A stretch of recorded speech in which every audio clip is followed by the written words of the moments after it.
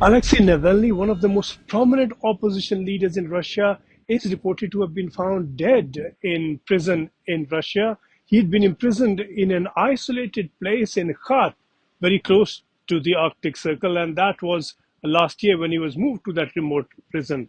The circumstances of his death are not clear. They never may be. According to one account, he fell sick while walking, collapsed, and died.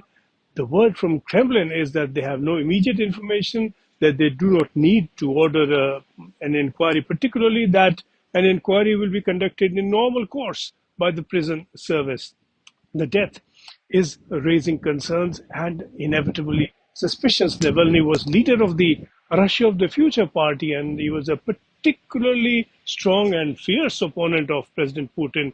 He had led several marches against Putin, and he headed an anti-corruption group that was alleging widespread corruption by Putin's people, and the group produced a documentary establishing corruption in several places and on several counts. He was a member of the Opposition Coordination Council, and he was just 47, and he appeared to have been on a long and determined course challenging Putin. Navalny had about 6 million YouTube subscribers in 2021.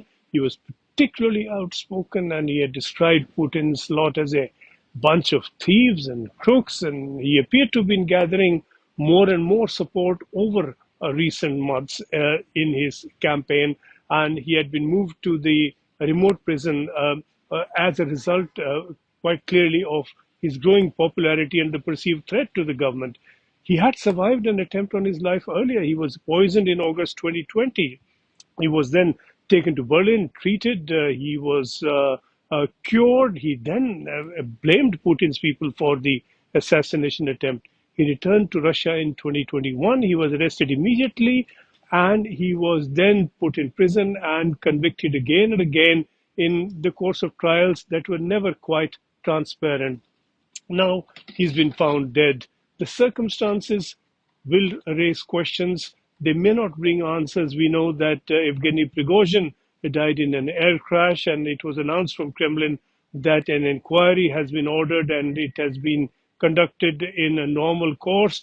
We have not had the results of that inquiry. Again, nobody really is expecting any results to arise from any inquiry that could be seen to be independent. Here too, we may not find answers, but it is quite clear, given his immense popularity in Russia, Navalny's death could well provoke protests to the extent that they can be allowed, to the extent that they can surface. And this does raise further questions about the way Putin is running Russia.